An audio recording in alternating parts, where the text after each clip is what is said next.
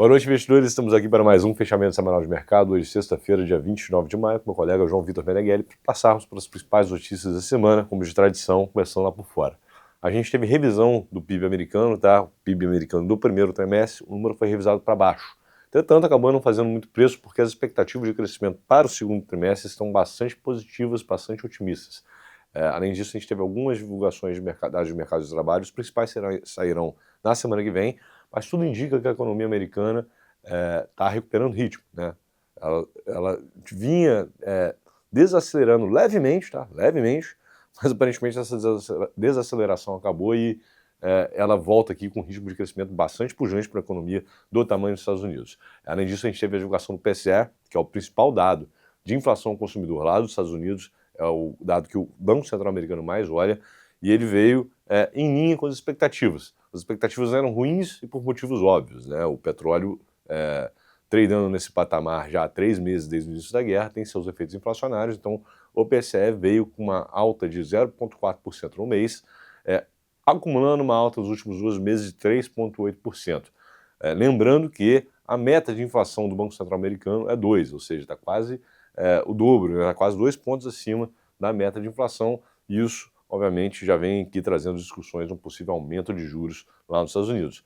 Mas isso tudo ficou em segundo plano, dado que a gente teve avanços concretos nas negociações entre Irã e Estados Unidos. Aparentemente, as linhas gerais de um acordo elas já estão bem definidas. A gente teve durante a semana aí pequenos ataques a alguns equipamentos militares no Irã e nos Estados Unidos, os dois aqui trocando farpas, mas nada, nenhuma escalada relevante do conflito e, de fato, aparentemente os dois países estão chegando a um acordo e isso teve suas consequências no mercado, não é, João?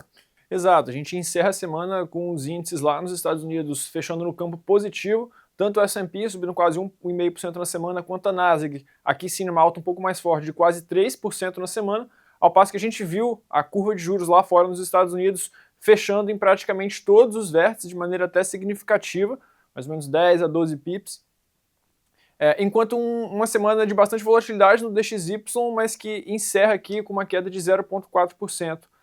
No cômputo da semana. Uma semana de bastante volatilidade, mas é uma tendência positiva nos mercados lá fora. E como é que fica aqui no Brasil? Aqui no Brasil a gente também teve dado divulgação de inflação, tá?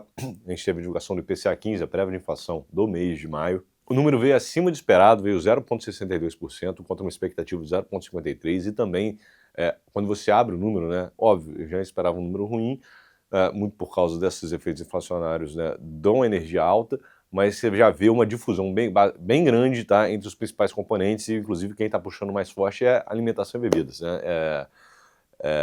É um número quantitativamente e qualitativamente ruim, o que dificulta a vida do Gabriel Galípolo na condução da política monetária. Além disso, a gente teve a divulgação do PIB, o PIB, o número em si, tá, até veio positivo, o headline, mas quando você também faz a abertura dele, a gente vê que o principal responsável pela alta do PIB foi o aumento de gastos do governo, enquanto investimento, formação bruta de capital fixo veio abaixo, o que qualitativamente também é bem ruim.